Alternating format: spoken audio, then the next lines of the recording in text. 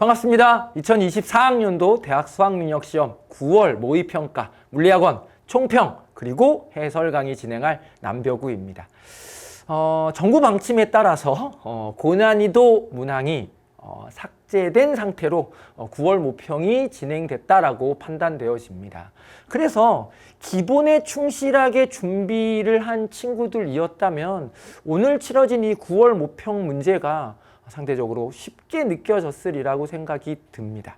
그랬죠. 그래서 오늘 이 모의평가를 바탕으로 여러분들이 남은 70일 정도를 어떻게 준비를 해야 될지 방향성을 명확하게 제시했다라고 생각이 들어요. 여러분들이 뭐 킬러 문항이 나오네 안 나오네 이런 것들에 대한 논란은 이제 좀 접으실 때가 된 것 같고요. 당장 목전 70일 정도를 앞두고 있는 수능을 위해서 내가 남은 기간 이 물리학원에 어떻게 투자를 해야 될지 어떤 방향성을 갖고 공부를 해야 될지 명확하게 방향성을 갖고 준비할 수 있는 기회를 잡으셨다라고 생각이 듭니다.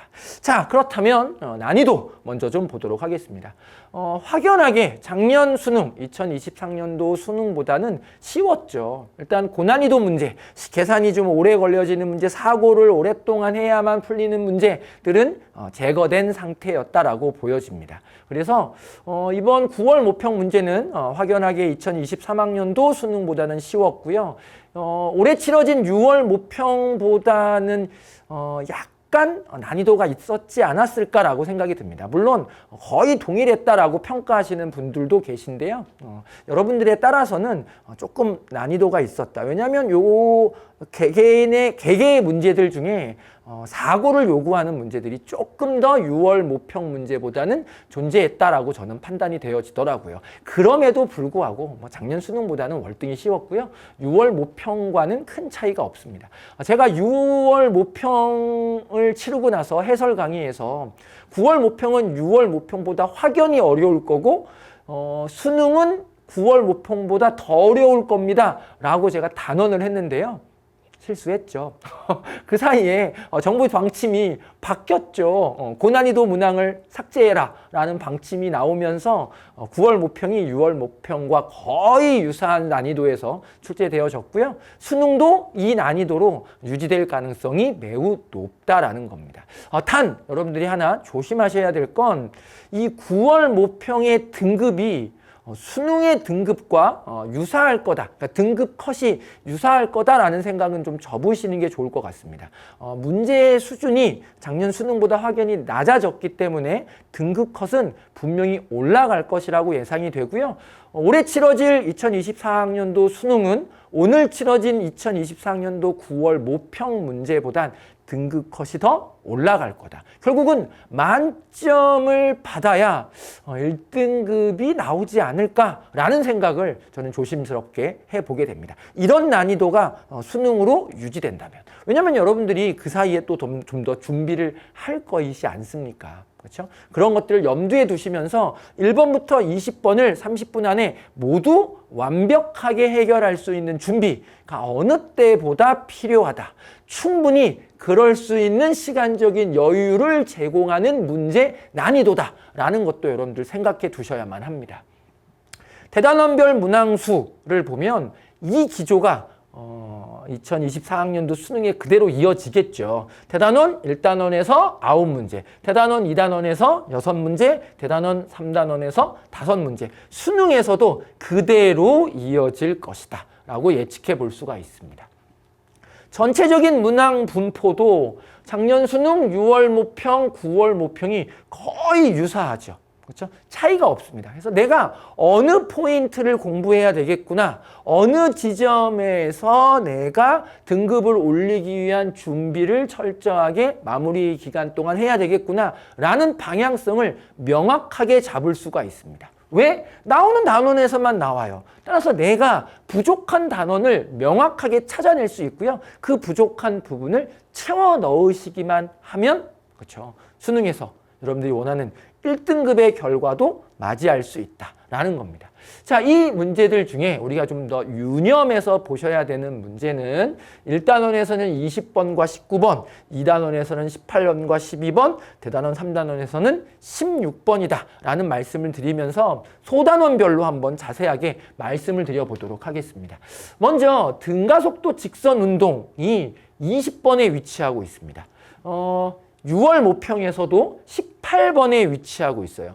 결과적으로 등가속도 직선 운동 문제 유형을 후반부에 배치하겠다라는 것을 보여준 거죠. 여러분들이 이 등가속도 직선 운동 문제를 해결할 수 있는 노하우를 익혀 나가셔야 됩니다. 그렇죠? 여러분들이 많은 친구들이 1등급을 원하는 친구들은 처음부터 끝까지 완벽한 준비를 해 나가지만 보통 2단원 2등급, 3등급, 4등급, 보통 2, 3등급을 원하는 친구들은 마지막 쪽을 좀 이렇게 좀 버리려는 경향성이 좀 있더라고요. 그럴 필요가 없습니다. 이 등가속도 직선운동 문제 자체, 직선운동 문제 유형 자체가 그렇게 어려운 문제가 아니죠. 여러분들이 어렵지 않게 시간을 많이 투자하지 않고도 해결할 수 있는 단원이다라는 겁니다. 2023학년도 수능처럼 고난이도 문제가 막 등장을 하면서 시간을 막 잡아먹고 그 시간 싸움에 의해서 등급이 갈리는 이런 수준이 이제 아니라는 거죠. 그렇죠? 철저하게 기본 개념을 익히고 그 기본 개념을 활용하는 방법을 찾아 나가신다면 20번 문제로 출제된 등가속도 직선운동 문제도 빠른 시간 안에 해결할 수 있다는 겁니다. 그런 관점에서 역학적 에너지 보존도 마찬가지예요. 작년까지는 여러분 선배님들을 보면 20번 문제는 그냥 버리는 친구가 많았습니다. 역학적 에너지 보존 단원은 그냥 버려요. 왜냐? 시간이 꽤나 걸리거든요. 저도 꽤나 걸려요. 보통 한 3, 4분은 잡아먹어야 풀리더라고요. 저도. 그런데 2024학년도 6월 모평, 오늘 치러진 9월 모평 모두 빠른 시간 안에 문제가 해결되어질 수 있는 유형으로 역학적 에너지 보존 문제가 출제됐다는 겁니다. 그렇다면 우리가 역학적 에너지 보존 단원의 문제를 포기할 필요가 없죠. 간단한 개념, 공식 두세 줄만 쓰면 해결되어지는 문제 유형으로 바뀌었기 때문에 정부 정책에 의해서 고난이도 문제를 삭제해라 라는 방침을 받아들였기 때문에 우리는 역학적 에너지 보존에 대한 단원도 준비를 해야 한다라는 겁니다. 이 역학적 에너지 보존 단원의 기본 개념이 어렵지 않아요. 역시나 문제를 해결하는 요령도 어렵지 않습니다. 기본 개념 익히셔서 준비할 수 있는 여러분들이 되시길 바랍니다. 남은 기간 동안. 뉴턴의 운동 법칙, 늘 나오는 유형의 반복이었고요. 연결된 물체의 운동 역시나 반복이었습니다. 운동량과 충격량, 요 문제 자체는 여러분들이 그래프가 두 개가 연속적으로 등장하면서 약간 겁을 먹게 만들어낸 경향이 있긴 하지만 오늘 치러졌기 때문에 혹시라도 수능에서 반복되어진다면 무리 없이 해결되어졌으리라고 생각이 들고요. 결국 그래프가 하나냐 두 개냐의 차이는 없습니다. 결국은 한 번 반복하냐 두 번 반복하냐의 차이였었거든요. 결국 이런 문제 유형으로 변형되기도 하는구나 라는 겁니다. 운동량 보존, 후반부에 위치하겠구나 라는 느낌이 있죠. 운동량 보존도. 이 운동량 보존 문제 역시도 난이도가 낮아졌어요. 확연하게 낮아졌습니다. 여러분들이 충분히 대비해서 해결할 수 있는 유형이다라는 겁니다. 열기관과 열효율 문제 늘 나오는 유형의 반복입니다. 빠르게 해결할 수 있고요. 특수상대성 이론도 수준이 확 낮아졌습니다. 그렇죠? 제가 조금 이따가 해설 강의할 때 말씀을 드리겠지만 이 특수상대성 이론 문제는 조금 더 어려운 수준이었을 수도 있었을 텐데 아마 난이도 조정에 의해서 좀 낮아진 경향성도 있지 않았었을까라고 그냥 제 내피셜 혼자 한번 생각을 해봤습니다. 어쨌든 확연하게 낮아졌다라는 것도 염두에 두시고요. 핵변환 내용은 늘 쉽죠. 늘 쉽게 나옵니다. 대단원 2단원입니다. 여기선 이제 전기력과 원자, 6월 모평에서 이 전기력과 원자, 전기력 파트 문제가 굉장히 쉽게 출제가 됐습니다. 그런데 다시 난이도를 조금 높였죠. 그러니까 예년 수준까지 난이도를 높이진 않았지만 6월 모평보다는 난이도가 확연하게 올라가 있습니다. 그래서 여러분들이 결국은 예년에 출제됐던 문제들을 다시 한번 반복해 보는 게 좋겠구나라는 생각을 좀 해보실 필요가 있는 내용입니다.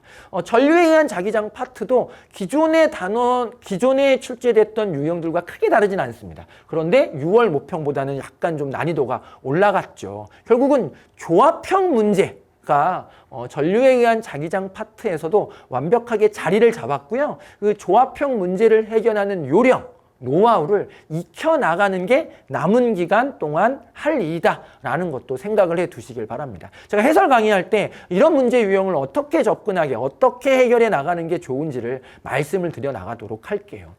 그리고 그렇죠? 전자의 에너지준이 늘 나오는 대로 반도체 소자 어렵지 않게, 물질의 자성 쉽게, 그렇죠? 전자기 유도도 확연하게 난이도가 낮아졌습니다. 예년에 비하면. 여러분들이 이 난이도가 낮아졌다라는 것을 좀 염두에 두면서 준비를 하셔야 되고요. 잠시 후에 말씀을 좀 드리겠지만 결국은 기존 유형에 반복되어지는 문제들로 채워져 있다는 겁니다. 고난이도를 낮춰라, 신유형을 없애라, 이런 정부 정책에 의해서 결국은 수능에서도 신유형을 고민할 필요가 없죠. 이제는. 그렇죠? 고난이도, 시간 엄청 잡아먹는 고난이도 문제에 대한 고민을 할 필요가 없는 시기가 왔다라는 겁니다. 기본 개념에 충실하고 관연도에 출제됐던 기출문제를 꼼꼼하게 분석하는 게 어느 때보다 중요하다라는 것을 여러분들이 전체적인 소단원 문제 유형들을 보시면서 확인해 보실 수 있습니다. 대단한 삼다름입니다. 별 다른 게 없었어요. 이동하는 파동 유형의 문제가 그대로 답습되어졌습니다. 어디서 한 번쯤 봤던 유형이었으리라고 생각이 들고요. 전반사와 강통신도 마찬가지죠. 난이도를 낮췄어요. 여러분들 확실하게 낮아졌습니다.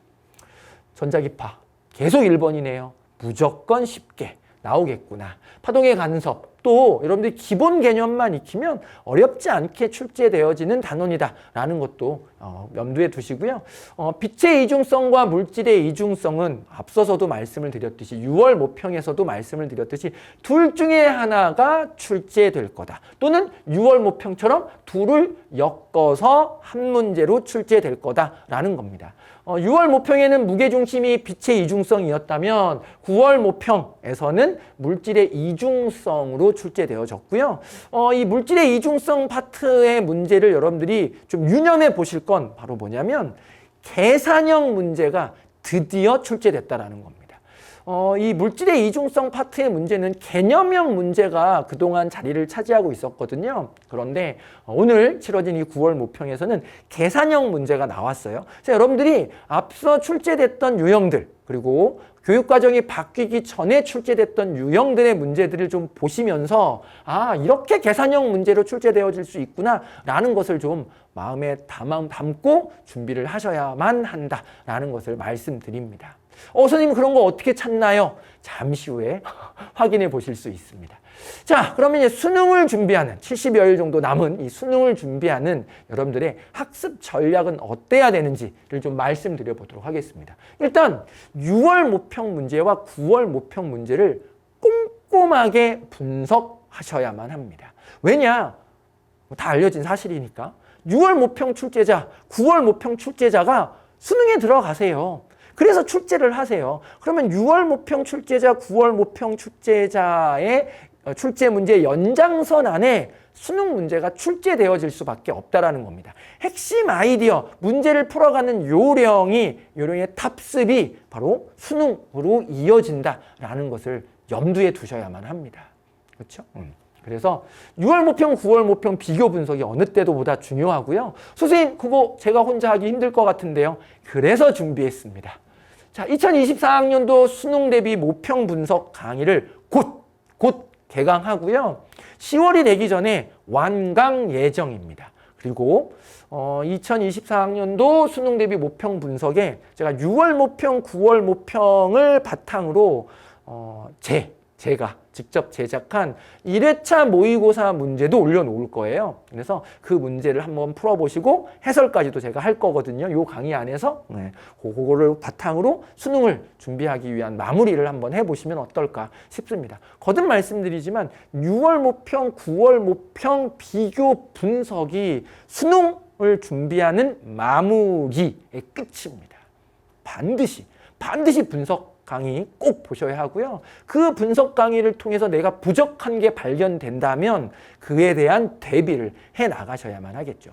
두 번째는요. 신유형은 없다라는 겁니다. 새로운 유형이 출제되지 않을 겁니다. 6월 모평에서도 새로운 유형은 없었고요. 9월 모평에서도 새로운 유형의 문제는 없었습니다. 그렇다면 수능에서도 새로운 유형의 문제는 없으리라는 것을 확신할 수 있습니다. 왜? 정부 정책도 그렇거든요. 올해를 준비하는 정부 정책은 고난이도 문제 없애라, 신유형 없애라. 이런 기조이기 때문에 결국은 신유형 없이 출제될 확률이 높다. 그렇다면 결국 기존에 출제됐던 문제들의 답습일 수밖에 없다라는 것이고요. 그래서 우리는 그동안 출제됐던 문제들, 기출 문제들을 집중적으로 반복해서 풀어가는 게 너무나도 중요하다라는 것을 거듭 강조드리고 싶습니다. 선생님 어떻게 할까요? 기출문제집들 풀어보면 될까요? 너무 분량이 많은데 그래서 또 준비했습니다. 준비되어져 있습니다. 물리학원 핵심 최신 유형 분석 강의가 이미 올려져 있어요. 이 단원별로 각각의 소단원별로 어떤 유형의 문제가 그동안 출제됐었는지를 제가 유형별로 분석을 했고요. 그 유형별 분석을 바탕으로 어떻게 문제를 접근하는지를 일일이 다 해설도 해드리고 있습니다. 그래서 여러분들이 남은 수능을 준비하는 마무리 기간 동안 이 물리학원 핵심 최신 유형 분석과 함께 하신다면 수능에서 분명히 어떤 유형으로 문제가 출제되더라도 이 안에서 모두 걸릴 것이다 라는 것을 확신할 수가 있습니다. 반드시 물리학원 핵심 최신 유형 분석 강의 꼭 보시기를 권합니다. 자, 너무 당연한 얘기입니다. 결국은 여러분들이 이런 모의고사를 통해서 확인해야 되는 건 내가 어떤 단원에서 자신감이 있고 어떤 단원에서 약한지를 찾아내는 거죠. 그동안 친구들이 앞서서도 말씀을 드렸듯이 20번을 차지하던 역학적 에너지 보존 파트는 그냥 버리고 가는 경향성이 있었는데 이제는 그러면 안 된다는 겁니다. 어느 한 단원도 버리고 갔다가는 2등급도 어렵습니다. 3등급도 간당간당입니다. 모든 단원을 여러분들이 꼼꼼하게 분석하셔야만 합니다. 꼼꼼하게 기본 개념을 익히시고 기본적인 유형 문제들은 해결할 수 있는 수준을 만들어 놓으셔야만 한다라는 겁니다. 어려워서 그동안은 포기했었던 단원들이 이제는 난이도가 낮아졌기 때문에 여러분들이 준비를 하셔야 된다라는 거죠. 오케이?